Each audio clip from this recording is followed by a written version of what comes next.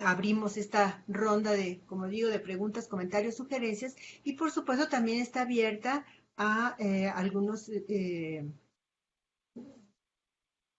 espectadores, digamos, alguien que nos esté siguiendo por el Facebook, ¿no? Entonces, no sé quién quiera comenzar. ¿Alguien tiene una primera pregunta? Mm, por favor, por favor.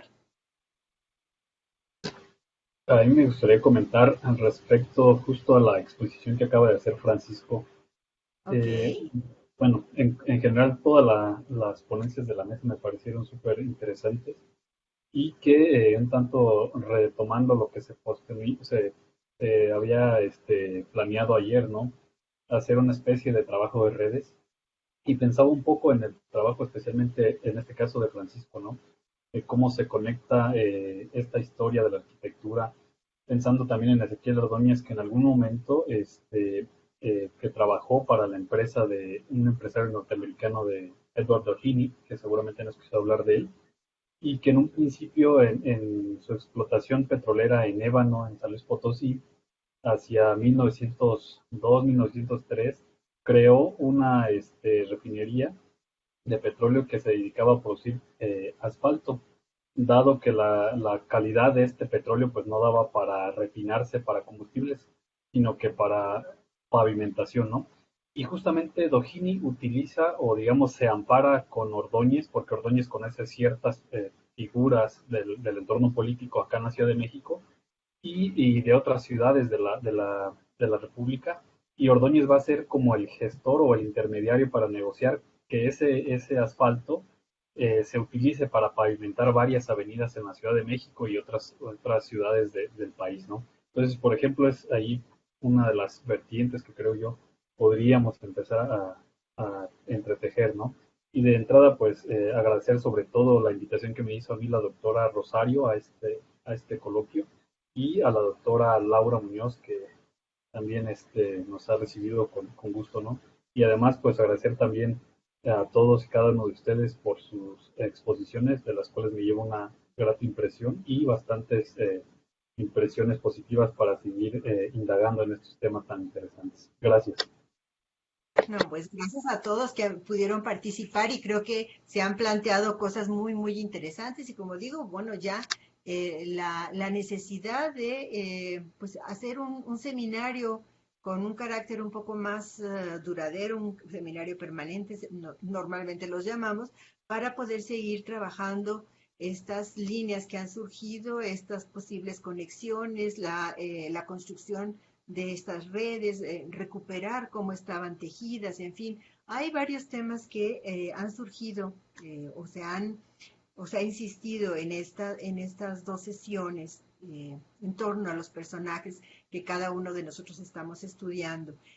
No sé si Elsa o Claudia tienen alguna pregunta antes de preguntarles. Yo, doctora. A ver, Claudia, muy bien. Bueno, primero un comentario, ¿no? Que va relacionado con esto que acaba de mencionar.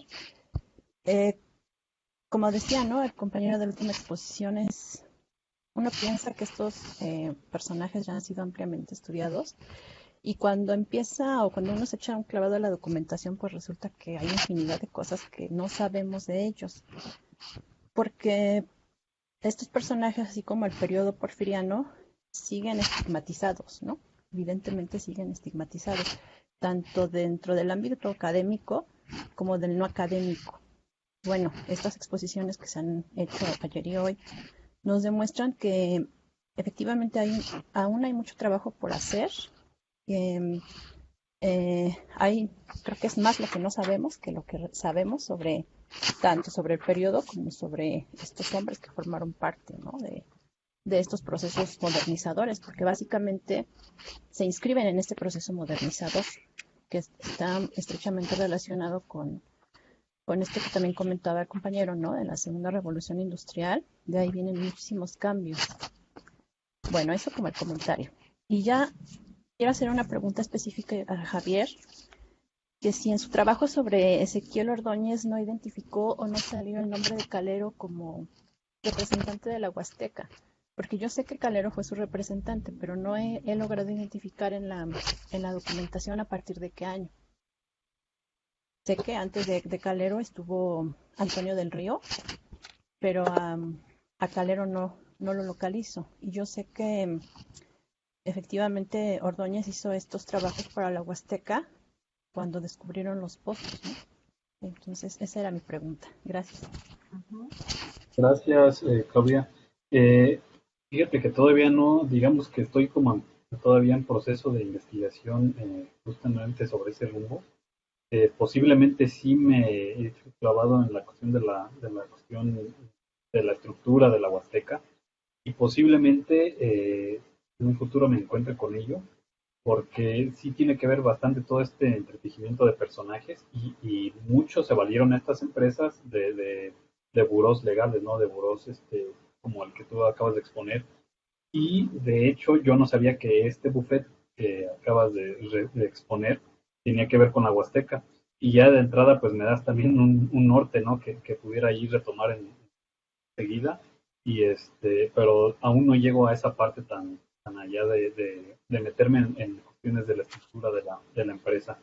Pero es una pregunta bastante interesante que podría generar una posible red ahí con estos abogados y los ingenieros, ¿no? Como el caso de Ordóñez.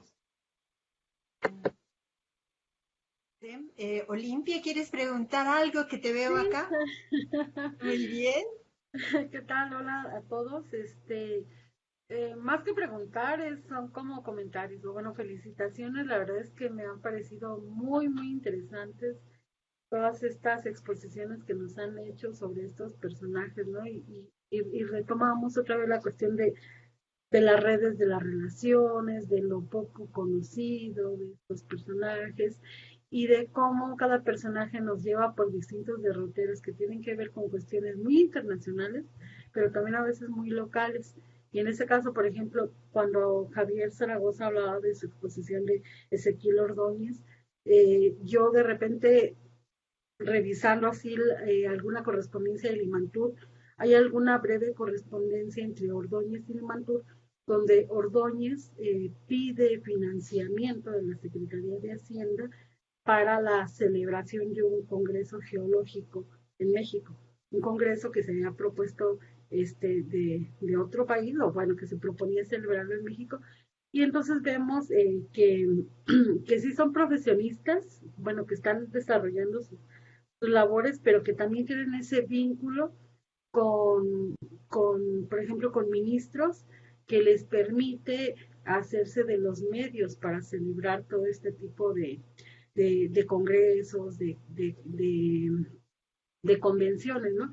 Que pues a la par redunda en mayores descubrimientos, etcétera.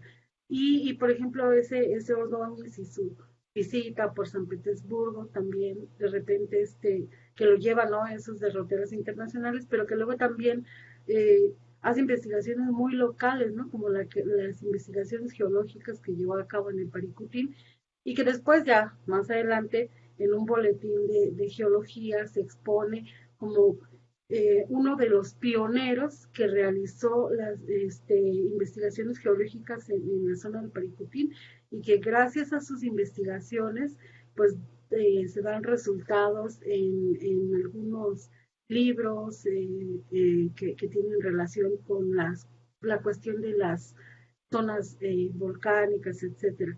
Y sobre esta cuestión, la doctora Rosario también me pidió, que no pudo estar aquí, que felicitara a Javier por su exposición. Ella considera que es además es un estudiante muy destacado.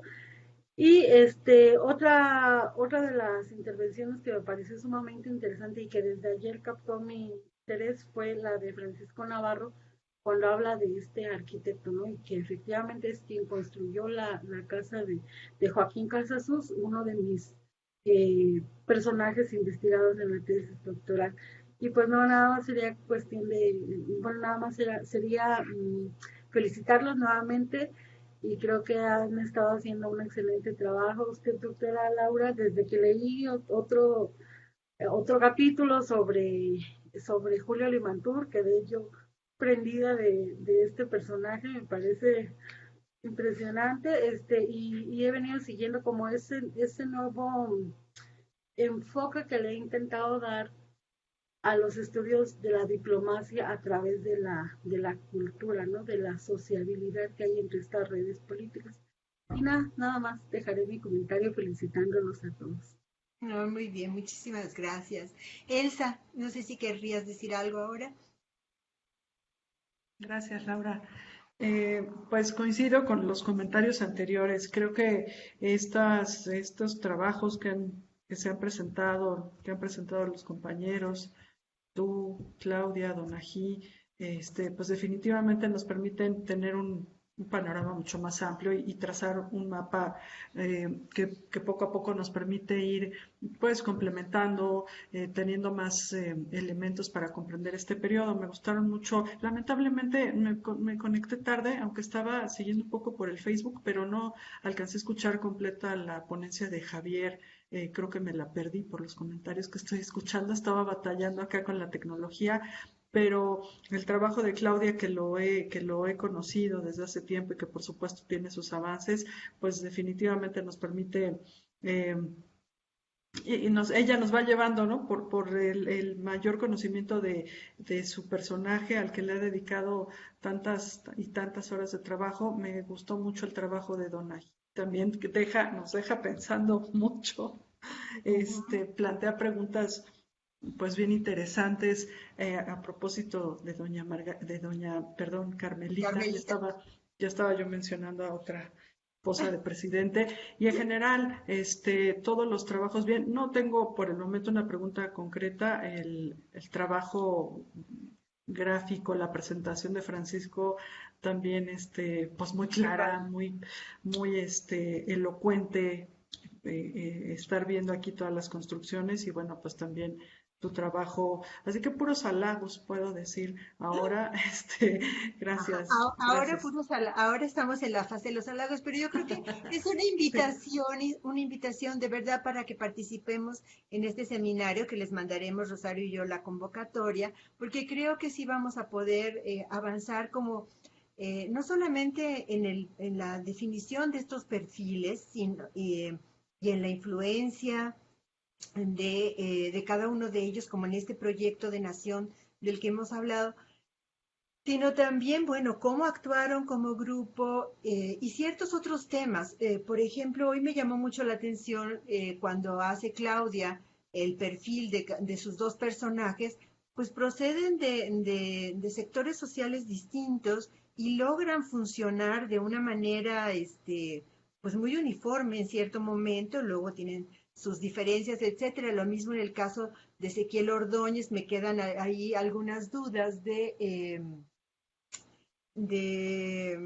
pues también justo de cómo llega él a insertarse en este proceso que en algunas investigaciones podría ser de ascenso social, pero bueno, lo que nos interesa a nosotros es lo que hace una vez que está inserto ahí, ¿no? Y en el caso de Francisco, inmediatamente me surgió la asociación, según yo, esa casa de Escandón, que no sabía yo que era de Escandón, la de 5 de mayo, me parece que ahí establecieron una compañía de seguros de las que organizó Julio Limantur, y bueno, que siempre estuvo muy unido a la familia Escandón, ¿no? Bueno, también esta cuestión de cómo las construcciones reflejan a estos individuos y todo lo que implica la transformación de los proyectos, asumiendo pues las ideologías en boga, cómo se materializa eso. Y bueno, también me llamó la atención este asunto del llamado a la corrupción, y eso recuerda cómo ciertos periodos terminan y no necesariamente se repiten igual, pero hay como estos círculos de cómo hay líneas que se han mantenido y que siguen estando eh, influyendo, tratando de salir, ¿no? Están ahí presentes y no les estamos dedicando a lo mejor todavía la aproximación correcta, ¿no? Es decir, nada más, a lo mejor nos fijamos, sí, claro, es el discurso oficial, la polarización y todo, pero viene, no sé, habría que seguir estos procesos, ¿no? Algo veo del Facebook, hay varias preguntas en la parte de comentarios. Ah, pero eso yo no lo sé hacer. ¿Será que Esther está ahí que me ayuda con eso? Porque debía haber, le envié preguntas y comentarios. ¡Ah! Por mensaje directo a Blue Jeans. Ah, claro. Pero eso no sé cómo se ve, Esther, por favor. Ah, ya lo vi, ya lo vi, les voy a decir. Ay, no. Momento, vean. No sé. No, Esther, no lo sé hacer. Mensajes directos, buscar, Instituto Mora, ya. Ah, justo, no abro el que debo abrir. Ok, aquí les voy a poner. Preguntas en Facebook para la maestra Elsa Aguilar. ¿Por qué García Naranjo despierta tanta suspicacia para la historia oficial, pero también para nuestros nuevos historiadores críticos? ¿Acaso solo es un abuso más de la historia parcial dominante? Gracias por darnos a conocer a este pensador.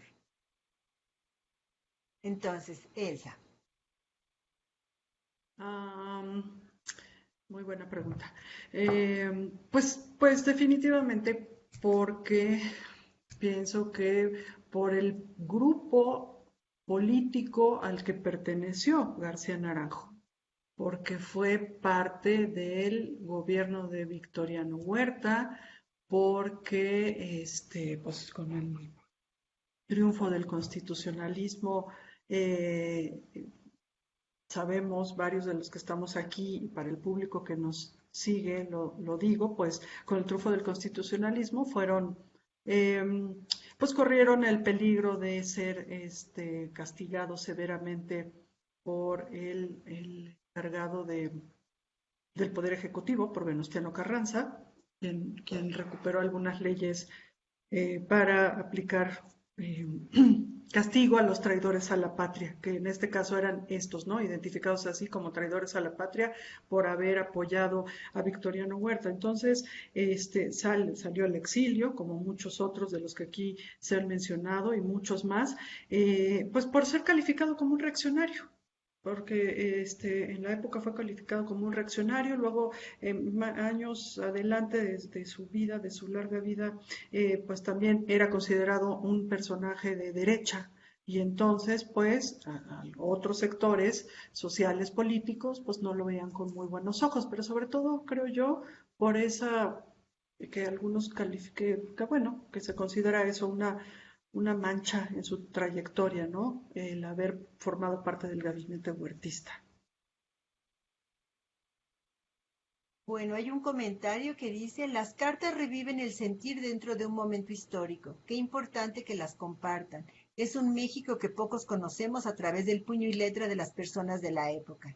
Y sí, es una fuente eh, muy importante para conocer las representaciones de las épocas. Pero no sé si alguien quiera hacer un comentario respecto a ese comentario,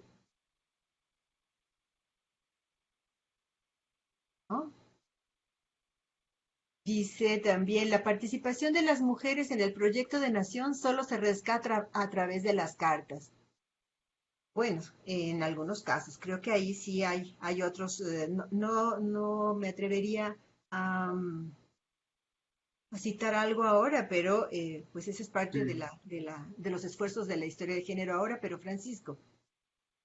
sí, es un comentario interesante ahora me atrevo a nombrar al doctor Martín Checartazu, con quien hemos desarrollado en los últimos años una investigación importante sobre el ingeniero italiano Adamo Boari, del cual publicamos un libro a inicios de este año. Y nosotros nos dimos a la tarea de buscar pues todas las fuentes oficiales, proyectos, comunicaciones entre secretarías, oficinas, etcétera, pero también una serie de comunicaciones epistolares que mantuvo Adamo Boari con Yves Limantour y con algún otro alto funcionario del régimen de Porfirio Díaz.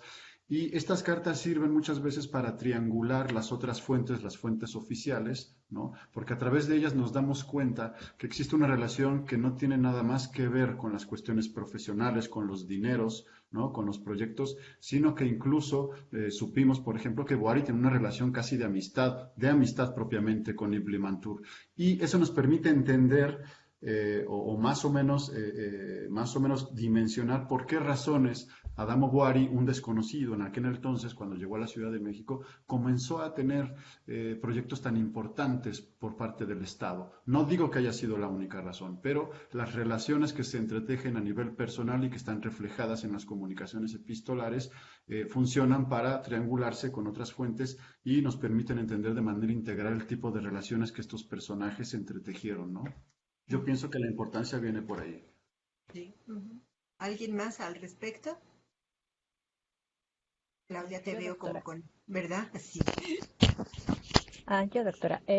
Sí, sobre la importancia de la correspondencia como fuente. Bueno, yo tengo la fortuna de contar, bueno, sí, de acceder al archivo particular de Manuel Calero, que se encuentra ahí en la Secretaría de Relaciones Exteriores, y afortunadamente está integrado en su mayoría por correspondencia. Entonces, además de lo que dijo el compañero, la correspondencia nos permite ver esta otra parte, ¿no? De las negociaciones informales y de los tratos personales, porque pues yo así fue como pude deducir que eh, las relaciones, ¿no? Que tan estrechas que tiene Calero con el tío abuelo Luis Méndez, con el tío Aznaricano, con el tío Manuel Sierra Méndez, ¿no? Que de hecho tenía una relación muchísimo más estrecha con Manuel Sierra que con el suegro, Justo Sierra, ¿no? En alguna carta de Justo Sierra le reprocha y le dice a su hija, oye, dile a ese Manuel que se siente el momento de escribirme porque ya llevan 3 años y yo no he recibido una carta de él. Entonces sí, la correspondencia nos deja ver así muchos otros aspectos, tanto personales como del medio en el que se desarrollan. Sí, eso es fundamental. Ojalá hubiera más archivos personales, ¿no? De estos individuos. No los hay, bueno, y si los hay, pues no están abiertos al público, ¿no? A veces lo que decía usted, tiene uno que recurrir a indagar, a buscar a los descendientes y pedirles que por favor nos dejen acceder a la documentación. A veces se prestan, otras no, y bueno, eso muchas veces complica el trabajo de nuestras investigaciones. Cierto, cierto. Y bueno, sobre la historia de las mujeres, ese es igual otro tema que recién, ¿no? Se ha puesto en boga. No tiene mucho, ¿no? Que han estado dándole más, ¿cómo decirlo? Publicidad, por decirlo de alguna manera, a la primera mujer médico, ¿no? Que ingresó a la Escuela de Medicina durante el Porfiriato, que se tituló. Y también recientemente se ha trabajado a la primera mujer abogada, que también compartió las aulas, ¿no? Por ejemplo, con Calero y con Vera Estañol. No es de la generación de ellos, pero ella entró como 2 o 3 años después a la carrera de jurisprudencia y también ha sido trabajada muy poco. Es todo. Sí, no. Hay una pregunta para Francisco.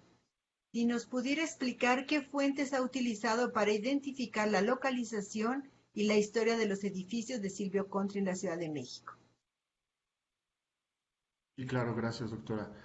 Bueno, fundamentalmente han sido fuentes oficiales que se encuentran, sobre todo, me refiero a proyectos, comunicaciones entre secretarías, entre oficinas,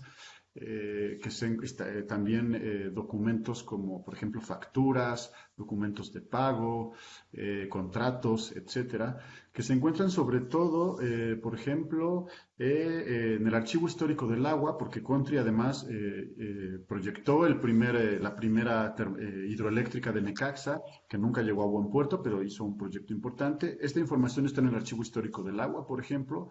Es muchísimo, hay alrededor de yo diría que hay algunos 8.000 documentos en torno a este proyecto que tienen que ver con la pequeña sociedad, la Sociedad de Necaxa, que conformó Silvio Contri con un par de franceses.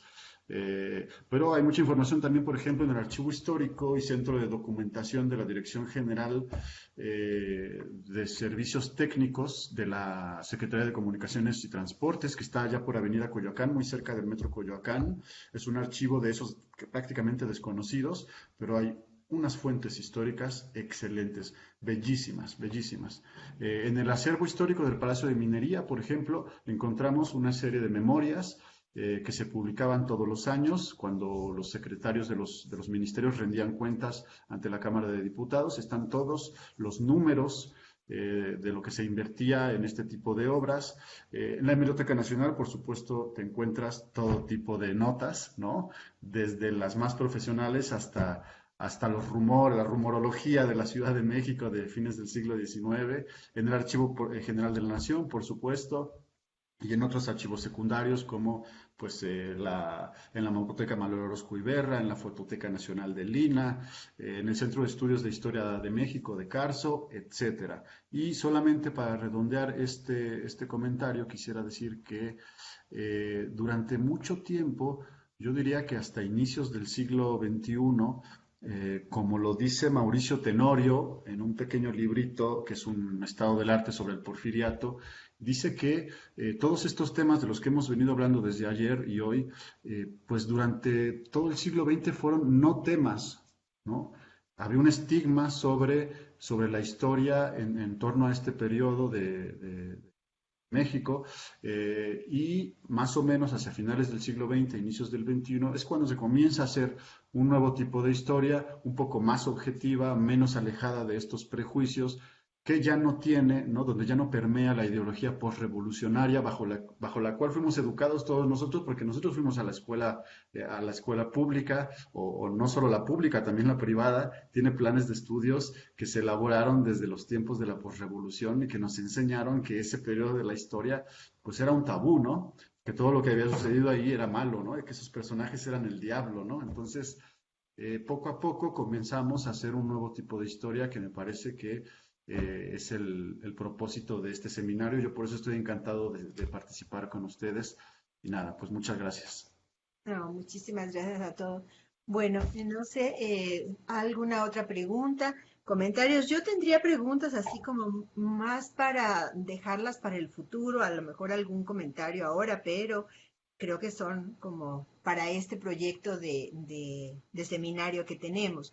Por ejemplo, justo Javier, para Javier que era el primero, a mí sí me gustaría saber como si hay un planteamiento individual, particular de Ezequiel Ordóñez, cómo veía él esta actividad a la que él se dedicaba, una especie, no sé si se puede conocer como una autorreflexión o una... Sí, o sea, ¿cuál sería el planteamiento que él hubiera podido hacer, ¿no?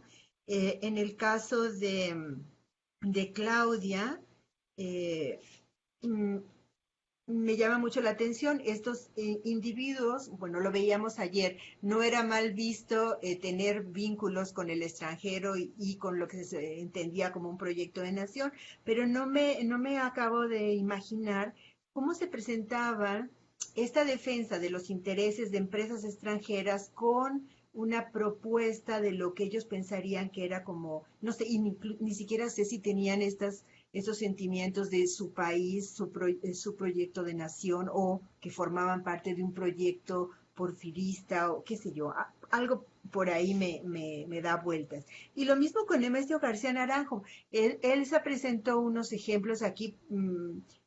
Había sabido yo del trabajo de Genaro García por Patricia, que hizo un pequeño texto sobre esta actividad, él como profesor, y entonces es muy lindo escuchar como el complemento y poder ver más en el conjunto, es que es una propuesta, ¿no? Y tú hablabas de que Nemesio García Naranjo pues publicaba muchas cosas de historia. Entonces me imagino que él tenía pues como una idea de lo que era la patria para él, y eso estaría muy padre poderlo recuperar, ¿no? En el caso de Donají, bueno, Donají nos dejó dando vueltas con este cuestionamiento a los personajes, ¿no? Y bueno, en el caso de Carmelita, los personajes femeninos, creo que Carmelita sí ha trascendido, por lo menos en las fuentes, como algo más que la hija de o la esposa de. Creo que ella también tuvo algunas propuestas del espacio social que tenía, ¿no? Hizo una actividad que la puede caracterizar a ella en lo particular. Y bueno, Tello tiene una postura crítica a estas declaraciones que rescató Donají de que ella había llegado al ataúd casi como había llegado al mundo, ¿no? Lo de Silvio Contri, a mí me llamaba la atención y luego tú lo planteaste para Adam Oboari con la amistad de Limantur. A mí me llamaba un poco la atención cómo es que él llegó y se insertó y cómo se vinculó pues con estas familias, evidentemente por la actividad y quien tenía el poder adquisitivo, pero qué sector es el que le encarga los proyectos y si tenía proyectos oficiales. Tú solamente mencionaste el de la Secretaría de Comunicaciones, pero esto quiere decir que él no tuvo un acceso como el de Adam Oboari con, digamos, de amistad con estos grupos, era más profesional, un poco por ahí, ¿no? Es un poco lo que me ha surgido y pues por el momento así son preguntas grandes que no intento que me contesten ahora, pero creo que son cosas que me hicieron dar vuelta ahorita, ¿no? No sé quién quiera comenzar o en el orden en que participaron. Me parece que me nombró primero a mí, ¿verdad? Ajá. Y no sé si seguí bien la pregunta, que una especie de autorreflexión del propio Ordóñez. No sé si por ahí va. Es un poco como si tú ves que él tenía como una propuesta, o sea, él hizo varias cosas, descubrió varias cosas, trabajó, investigó mucho, ¿no? Pero él tenía, no, más bien, ¿podrías tú decir que cuál era como la posible aportación, así como en lo general, no en cada caso particular, sino en esta propuesta de su trabajo y de sus resultados? ¿Cómo lo verías tú? ¿Cómo lo caracterizarías tú, no? Pues yo más bien veo, o en lo que he revisado de su trabajo, era un tipo bastante sencillo, tenía bastante respeto por sus, digamos, profesores y que posteriormente se convirtieron en sus colegas y tuvo esta proximidad más o menos desde finales de la década de 1880 del siglo XIX hasta 1906 que estuvo en el Instituto Zoológico de México y que de hecho hubo ahí una serie de malentendidos ahí con el gobierno de Porfirio Díaz, sobre todo porque Ordóñez trabajó con este empresario Doheny, que de alguna manera representaba cierta proximidad a la Standard Oil. Entonces ya se empezó a mezclar ahí intereses políticos de Porfirio Díaz con este empresario y pues Ordóñez fue vinculado rápidamente con este sector. Y eso llevó a que Ordóñez en 1906, después del congreso que había referido Olimpia, renunciara de Hino para dedicarse él a la parte privada. Y ya después en reflexiones que él hace más tarde, ya en la década de 1970, él dice que él le hubiera gustado, o se arrepentía un poco de haberse ido a la parte del sector privado y le hubiera gustado más explotar la faceta en la academia. Entonces, en todas las, digamos, las contribuciones en las que participó, nunca se atribuyó, digamos, algún logro ni nada por el estilo, sino que al contrario fue un reconocimiento que los mismos colegas le fueron dando. Entonces, un planteamiento como tal o una postura no la ha identificado por lo menos.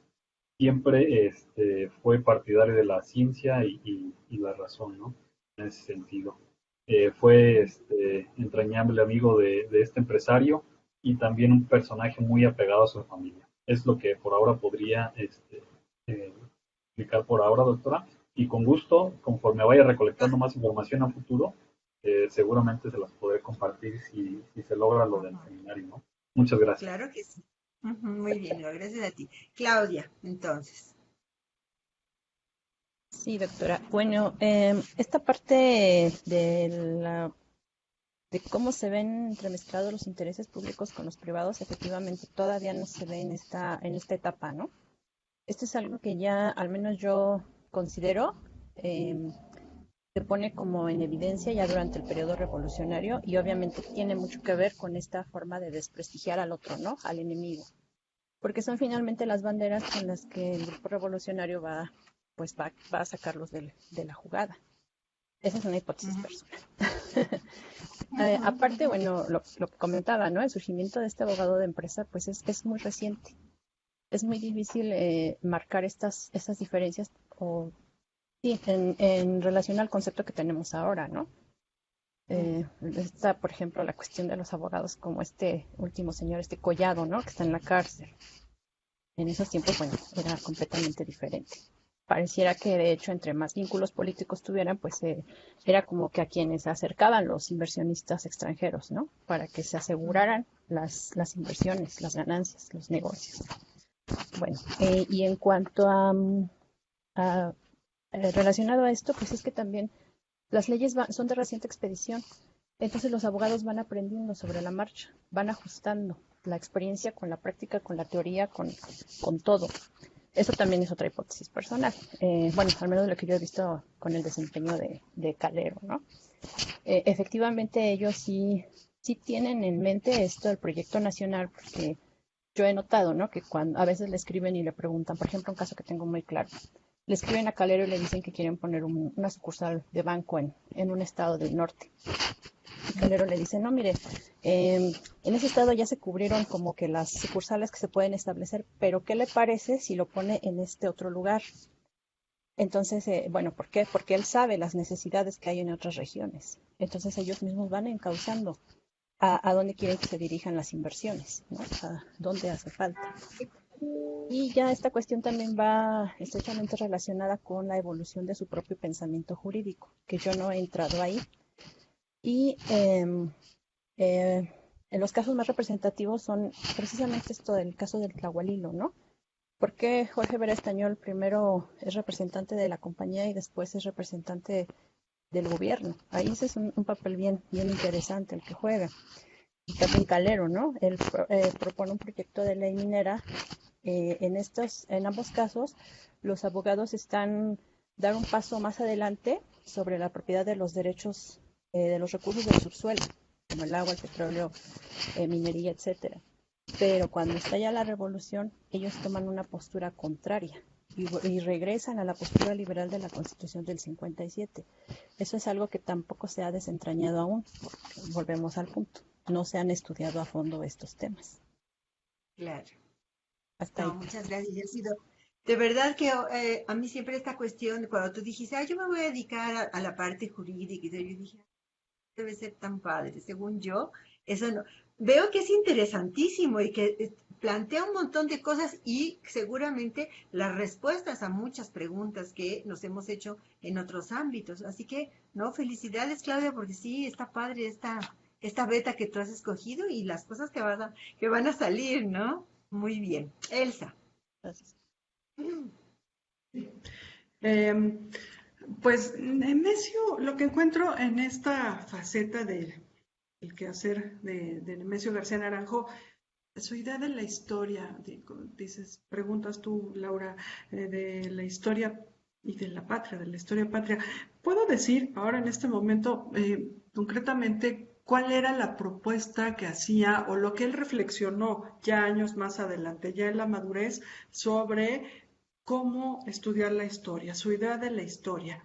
Y decía que siempre, que él dice, busqué siempre estar lejos de las facciones, aunque claro, sabemos que no estuvo tan lejos en 1913-14, pero él decía, fui desterrado injustamente, ¿verdad? Pero bueno, dejando eso ahí por un momento de lado, pues decía eso, que para estudiar la historia había que alejarse de las facciones, estar lejos. Pensaba pues que la historia debía estudiarse alejados de los prejuicios.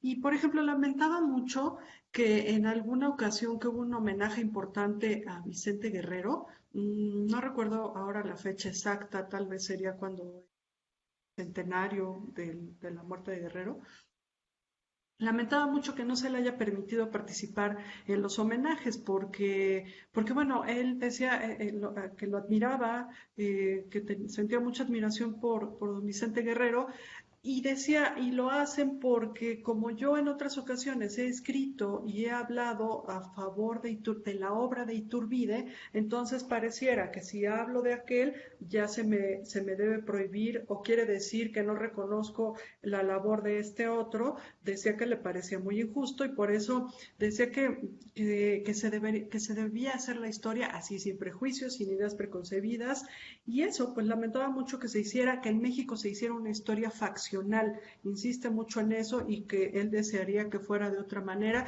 tal vez para este momento, para los años de los que yo hablé, pues que son concretamente 1907, 1909, muy joven, con esos encargos que todavía son de colaborador, de becario, de ayudante, pues no hay una idea clara, simplemente está eh, eh, siendo partícipe de un proyecto, encabezado por Genaro García, sí muy importante, de transformar el museo, de darle un giro, de modernizarlo, y el de las fiestas del centenario, bueno, pues también ya sabemos cuál era el objetivo que tenía, ¿no? Pues la gran celebración. Pero entonces ahí tal vez no hay un concepto claro, pero creo que sí lo desarrolla a lo largo de los años posteriores y bueno, pues claro, de eso podríamos platicar en otros momentos, ¿verdad? Claro, muy bien, Gracias. gracias, Elsa. Francisco. Gracias. Bueno, respondiendo rápidamente a las dos preguntas. Contri trabajó en 4 proyectos para el Estado, 2 en su etapa de recién llegado a la Ciudad de México y 2 ya en su etapa de consolidado. Los primeros 2 fueron hacia 1893 y 1894. El primero fue la ampliación del puerto de Veracruz en una pequeña sociedad con un ingeniero francés. Y después, poco después, en el 94, recibió la concesión a través nuevamente de una pequeña sociedad con otro par de franceses de la construcción de la primera hidroeléctrica de Necaxa en la Sierra Norte de Puebla. Ninguno de los dos proyectos se materializaron, pero fueron sus primeros 2 acercamientos con el Estado. Después ya, entrado el siglo XX, en 1901 y después en 1905, comenzó a construir el Palacio para la Secretaría de Comunicaciones y Obras Públicas, que es una obra a la par de las dimensiones y de la importancia tanto del edificio de Correos, que ahora se conoce como Palacio Postal, y del el nuevo Teatro Nacional, que es el Palacio de Bellas Artes, construidos entre el ingeniero mexicano Gonzalo Garita y Adamo Boari, y obviamente también las reformas al interior del Palacio de Minería, que es el edificio más importante del periodo neoclásico arquitectónico en la Ciudad de México, ¿no? Entonces, esos son los proyectos en los que él trabaja. ¿Qué tipo de relación tenía con en las altas esferas del Estado? Bueno, Silvio Contri tuvo un problema de personal que se ventiló en la esfera pública, en la prensa, hacia 1904 o 5 me parece. Él se había divorciado de su primera esposa en Italia y se casó con Margarita Sable en Nueva Orleans y vino a vivir a México. Y cuando esto lo supo, su primera esposa, la primera esposa lo demandó, vino a México a buscarlo y lo demandó penalmente por adulterio, exigiéndole una suma de dinero, y la cosa no se quedó ahí, sino que su primera esposa hizo una serie de publicaciones en los diarios de circulación nacional. Entonces de esto se enteró evidentemente pues este grupo reducido, oligárquico de la ciudad. Yves Limantour mandó a llamar a Silvio Contri a su oficina para exigirle una explicación sobre lo que estaba sucediendo, porque el gobierno estaba quedando muy mal. En ese momento era el director de las obras del Palacio de Comunicaciones y Obras Públicas, se veía muy mal que estuviera envuelto en este tipo de controversia, ¿no?